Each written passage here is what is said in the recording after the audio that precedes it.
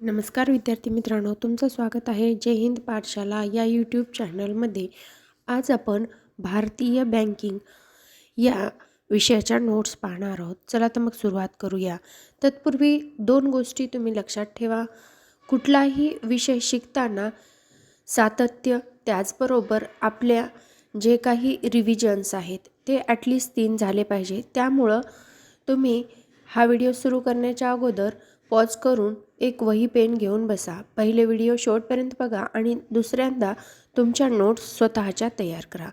चला तर मग सुरुवात करूया आजच्या व्हिडिओला. तत्पूर्वी व्हिडिओमध्ये काय काय आपण शिकणार आहोत पाहून घेऊया.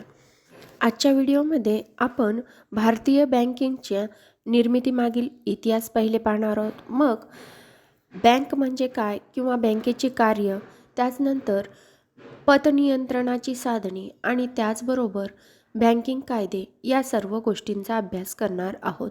चला तर मग सुरुवात करूया. जगातील पहिली बँक जी की स्वीडनमध्ये स्थापन झाली, रिक्स बँक ऑफ स्वीडन, जी 1656-57 या कालावधीत स्थापन झालेली होती. मग तिचंच अनुकरण करून इंग्लंडने सुद्धा 1694 साली बँक ऑफ इंग्लंड ही स्थापन केली.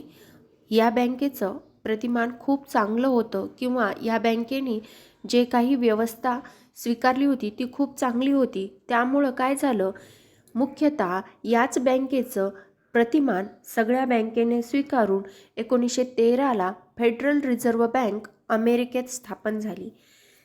मग 1935 साली आपलीसुद्धा रिझर्व्ह बँक ऑफ इंडिया ही स्थापन झाली. पण त्यापूर्वी आपल्याला काही इतिहास घडला आपल्या देशामध्ये. कारण आपल्याला माहिती आहे आपल्या देशावर कोणाचं राज्य होतं, ब्रिटिश किंवा ब्रिटन किंवा इंग्लंडचं राज्य होतं. मग त्यांनी काय केलं तर 1773ला एक वॉरन हेस्टिंग म्हणून होते, ज्यांनी कल्पना मांडली की भारतासाठी एक बँक हवी. पण ती बँक त्यांनी सगळ्या देशासाठी नाही, तर त्यांनी काय केलं, बंगाल आणि बिहार प्रांतासाठी बँक असावी असं सुचवलं. त्यानुसार general bank in Bengal and Bihar ही स्थापन झाली.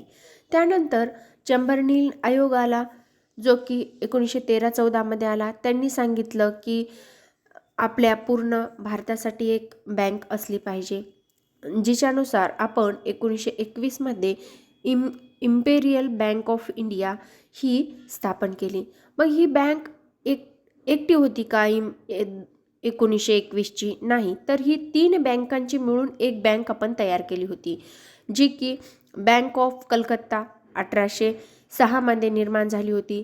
बँक ऑफ बॉम्बे ही 1840 निर्माण झाली होती आणि बँक ऑफ मद्रास ही 1843 ह्या वेगवेगळा कारभार करायच्या. पण 1913-14 चेंबरलिन आयोग आलं आणि त्यांनी सांगितलं की ह्या वेगवेगळा कारभार नको, एका देशासाठी एकच बँक. म्हणून त्यांनी काय केलं, एकच बँक म्हणून ह्या तिन्ही बँकाला एकत्रित करून इम्पेरियल बँक ऑफ इंडिया स्थापन केली.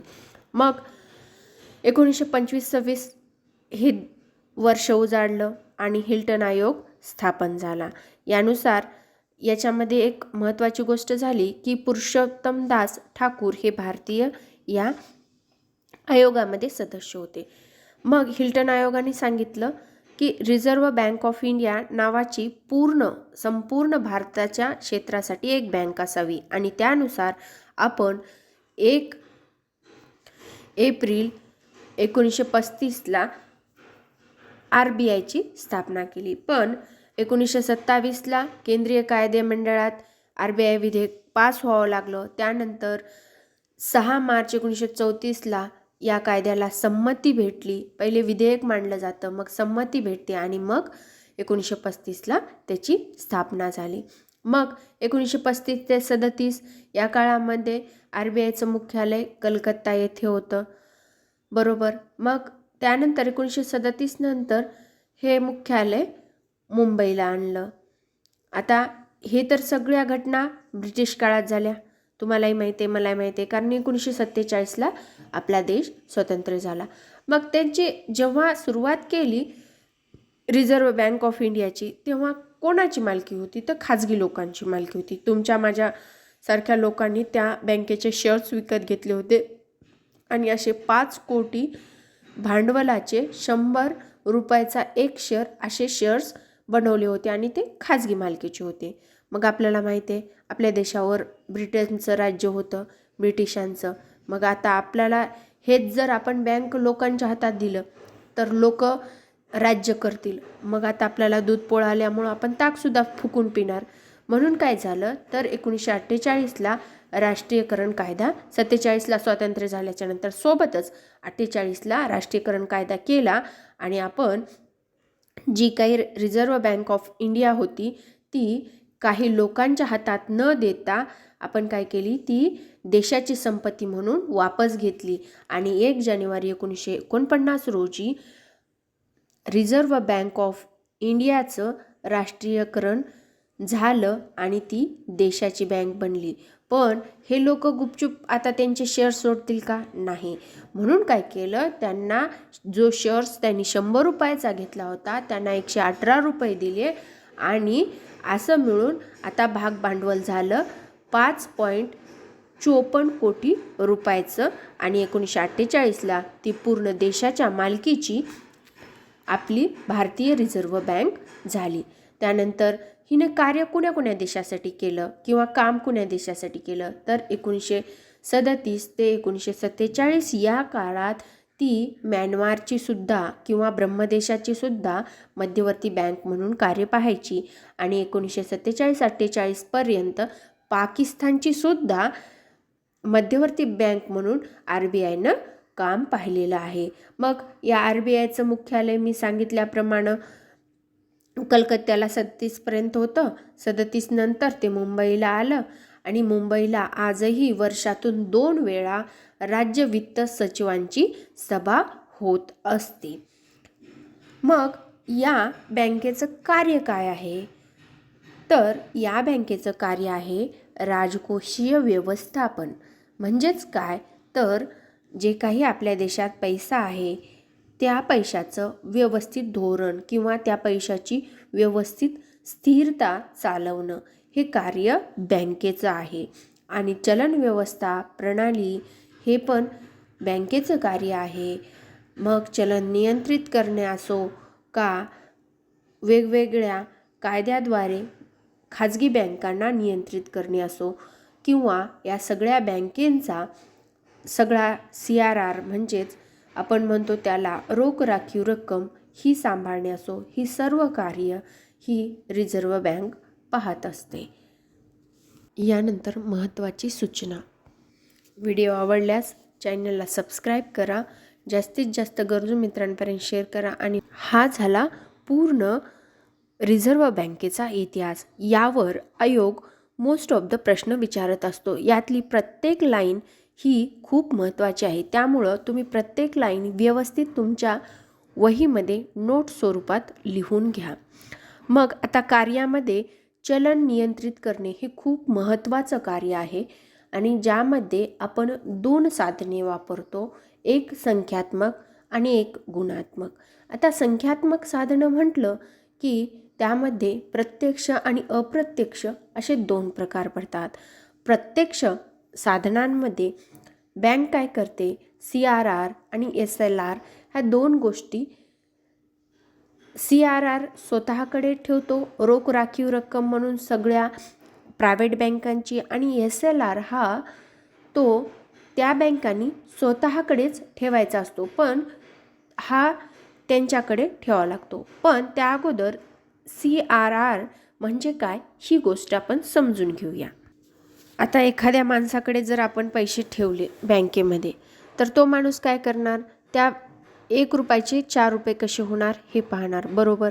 मग काय होणार, अशाने काय होऊ लागल्या, बँका बुडू लागल्या. कारण जेव्हा ठेवी देणारे जातात तेव्हा ठेवी घेणारे यायचेच नाही बँकेला परत पैसे करायला. त्यामुळं बँकेचा एक नियम ठेवला, ज्या नियमामध्ये व्यापारी बँका त्यांच्याजवळ जेवढी काही पैसे असतात, ठेवी असतात, त्या निर्धारित स्वरूपात म्हणजे एका विशिष्ट प्रमाणात जे काही प्रमाण RBI सांगेल त्या प्रमाणात ते RBIकडे किंमत ठेवी या ठेवाव्या लागतात. त्या कोणाकडे ठेवायच्या, तर RBIकडे ठेवायच्या. पण त्या कॅश स्वरूपात ठेवायच्या. कशा ठेवावं लागणार आहेत त्यांना, त्या पैशाच्या स्वरूपात ठेवावे लागणार. ह्या ठेवी रिझर्व्ह बँक सांभाळते, म्हणून तिला बँकांची बँक असं सुद्धा म्हटलं जातं. आणि ह्या बँकांवर, या बँकांनी ठेवलेल्या पैशावर किंवा रोख राखीव रकमेवर कुठलंही व्याज रिझर्व्ह बँक देत नाही. यामुळे काय होतं, ज्या वेळेस CRR वाढतो त्यावेळेस बँकेचं जे काही ठेवी ठेवलेल्या असतात त्या जास्तीत जास्त पैशाच्या स्वरूपात रिझर्व्ह बँकेकडे ठेवावं लागतात. मग रिझर्व्ह बँकेकडे ठेवल्यावर त्या ठेवी कमी, बँकेकडे पैसे कमी राहतात. मग त्या काय करतात, बँके कर्ज द्यायला कमी कर्ज देऊ शकतात किंवा त्यांच्या हातात ते कमी पैसे असतात. मग त्या काय करणार, बँक दर वाढवणार. बँक दर वाढवला की मग मागणी घटणार. हे झालं संख्यात्मक साधन आणि हे खूप महत्त्वाचं साधन आहे. यातला एक ना एक शब्द महत्त्वाचा आहे. CRR कॅश रेशो आहे, जो की रिझर्व्ह बँकेकडं व्यापारी बँकांना ठेवावा लागतो. यावर एकही ठेवीवर व्याज भेटत नाही आणि हा ठेवावाच लागतो. आणि CRR वाढला की बँकेकडे पैसे देण्याचं साधन कमी असतं किंवा त्यांच्याकडे पैसा कमी होतो. त्यानंतर दुसरी संकल्पना आहे SLR, म्हणजे आपल्याला त्याला असं म्हणता येईल की वैधानिक तरलता प्रमाण. मग हे काय असतं, तर हे व्यापारी बँकांना ज्या काही मागणी देय आहेत, म्हणजे ज्या काही आपण ठेवी ठेवलेल्या आहेत मुदतीच्या, त्या निर्धारित स्वरूपाच्या त्या स्वतःच्याच तिजोरीत ठेवाव्या लागतात. पण सोने किंवा शासकीय प्रतिभूतीच्या स्वरूपात ठेवावे लागतात. त्याप्रमाणेच आपण संविधानिक तरलता प्रमाण किंवा SLR असं म्हणू शकतो. व्यापारी बँका कर्ज देण्याची क्षमता कमी होते SLR वाढल्यामुळं आणि अर्थव्यवस्थेत पैशाचा पुरवठा कमी झाल्यावर वस्तू व सेवाची मागणी कमी होते. यालाच आपण असं म्हणू शकतो की नियंत्रित चलनवाढ जर झालेली असेल किंवा महागाई वाढली असेल तर ती नियंत्रित होते SLRने आणि CRRने. ही झाली प्रत्यक्ष साधने. आता अप्रत्यक्ष साधने, ज्यामध्ये repo rate, reverse repo rate, सीमांत राखीव सुविधा म्हणजेच MSF, खुल्या बाजारातील व्यवहार म्हणजे MOR आणि बँक दर ह्या अप्रत्यक्ष साधने येतात. आता ही साधने खूप महत्त्वाची आहेत. SLR, CRR जितकी महत्त्वाची आहेत त्याचबरोबर अप्रत्यक्ष साधने सुद्धा खूप महत्त्वाची आहेत. आता आपण समजून घेऊया रेपो रेट म्हणजे काय. तर रेपो रेट म्हणजे, आता बँकेचा CRR कोणाकडे असतो, रिझर्व्ह बँकेकडे, व्यापारी बँकेचा. मग हे पैसे बँकेकडे असतात. मग काही वेळेस काय होतं, आता बँकेकडे लोक पैसे मागायला येतात, त्यावेळेस बँकेकडे पैसे नसतील तर बँक म्हणणार आहे का माझ्याकडे पैसे नाही, कारण तिचं कामच आहे ना लोकांना पैसे देऊन जास्तीत जास्त नफा कमवणं. मग काय करतात ह्या अशा बँका, व्यापारी बँका काय करणार, रिझर्व्ह बँकेकडे जाणार. मग रिझर्व्ह बँक काय करणार, त्यांना अल्प काळासाठी एक पैसे देणार. मग त्या पैशाला आपण काय म्हणू की पुनर्खरेदीचं आश्वासन द्यावं लागेल. हे पैसे घेऊन तुम्ही एकतर शासकीय प्रतिभूती विकावं लागतील त्यांना, बँकेला, व्यापारी बँकेला. असेच पैसे थोडी ना तुम्हाला रिझर्व्ह बँक देणार आहे. मग ते काय करणार, शासकीय प्रतिभूती देणार रिझर्व्ह बँकेला आणि थोड्या काळासाठी व्यापारी बँक पैसे घेणार. मग हा जो व्यवहार होतो त्या व्यवहाराला आपण रेपो रेट किंवा रेपो दर असं म्हणतो. मग हा किती दिवसाच्या आत व्हायला पाहिजे, तर तो 56 दिवसाच्या आत व्हायला पाहिजे. पण ह्या प्रतिभूती कशा असल्या पाहिजेत, तर त्या SLRला सोडून असल्या पाहिजेत. म्हणून काय करतात, जेव्हा बँकेकडे SLRला सोडून जास्तीच्या प्रतिभूती असतात तेव्हा बँक काय करते, RBIला ह्या प्रतिभूती विकते आणि सांगते की मला अल्पमुदतीचे पैसे पाहिजेत आणि मला ते द्या. म्हणजे आपण थोडक्यात समजायचं की एखादा मुलगा आपल्या वडिलाला जेव्हा पैसे मागतो तेव्हा वडील काय म्हणणार त्या मुलाला की तो त्या बदल्यात काय करणार आहेस. तर म्हणजे RBI ही वडिलाची भूमिका निभवत असते आणि व्यापारी बँका ही मुलाची भूमिका निभवत असतात. ह्या दोन गोष्टी लक्षात ठेवल्या की आपल्याला जेव्हा मुलगा वडिलांकडे पैसे मागायला जातो तेव्हा रेपो दर ही एक छोटीशी संकल्पना आहे, ती लक्षात ठेवायची. आणि जेव्हा वडील मुलाकडे पैसे मागायला जातात तेव्हा रिव्हर्स रेपो रेट असं म्हणतात. म्हणजे काय होतं, एखादी वेळेस खूप बाजारात चलनवाढ होते. चलनवाढ म्हणजे काय, तर महागाई येते. महागाई आटोक्यात आणण्यासाठी काय करते, व्यापारी बँकांकडे पैसा असते, बरोबर. मग तो पैसा अब्झॉर्ब करावा लागतो, म्हणजे किंवा तो पैसा काढून घ्यावा लागतो व्यापारी बँकेकडून. व्यापारी बँकेकडून पैसा काढून घेतला, जर समजा मुलगा बिघडला, पैसे जास्त राहिलेत म्हणून दारू वगैरे प्यायला लागला, तर वडील काय करतात, त्याचा जो पगार येतो तो पटकन काढून घेतात, बरोबर. त्याचप्रमाणे व्यापारी बँका लोकांना जास्त कर्ज देऊ लागल्या आणि जास्त लोकांच्या पैसा हातात असल्यावर तो लोक खर्च करणार. मग लोक खर्च करणार, मागणी वाढल्यामुळं रेटही वाढू शकतो.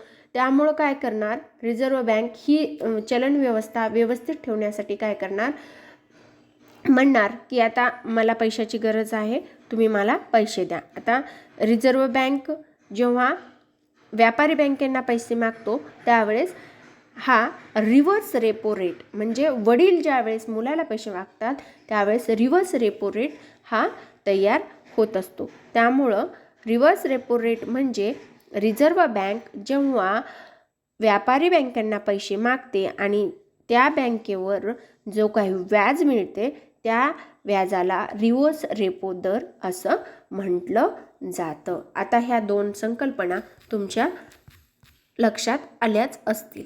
यानंतरची साधने आहेत गुणात्मक साधने, ज्यामध्ये आपल्याला असं सांगता येईल की नैतिक समजावणी, त्यानंतर आदेशाद्वारे नियंत्रण केलं जातं आणि प्रत्यक्ष कारवाई म्हणजे त्यांच्यावर जे शेड्यूल सेकंडमध्ये असतात त्यांच्यावर कारवाई करण्याचे अधिकार हे बँकेला असतात. आता आपण यानंतर बँकिंग कायदे पाहणार आहोत. तर RBIचा कायदा 1934 नुसार अनुसूचित बँका म्हणजेच सेकंड शेड्यूलमध्ये येतात, ज्यामध्ये ठेवीदाराच्या हितासाठी RBI कार्य करत असतात. आणि ज्या सेकंड शेड्यूलमध्ये नसतात बँका त्यांना गैर अनुसूचित बँका असं म्हटलं जातं. या बँकेचा कोणताही म्हणजे कुठल्याही कार्यामध्ये किंवा जबाबदारी RBI घेत नसते. बँकिंग नियमन कायदा 1949. बँकेचे राष्ट्रीयकरण 2 वेळा झाले. पहिलं राष्ट्रीयकरण 1969ला, दुसरं राष्ट्रीयकरण 1980ला.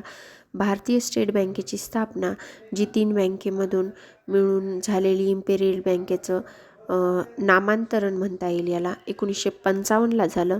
आणि स्टेट बँक समूहाची निर्मिती 1960ला झालेली आहे. त्याचबरोबर ही सर्व एकदम महत्त्वाची कायदे आहेत आणि ही पाठच करायची. व्हिडिओ शेवटपर्यंत पाहिल्याबद्दल धन्यवाद. आणि हो, व्हिडिओ आवडल्यास परत एकदा चॅनलला सबस्क्राईब करा, जास्तीत जास्त गरजू मित्रांपर्यंत शेअर करा आणि लाईक करायला मात्र विसरू नका. धन्यवाद.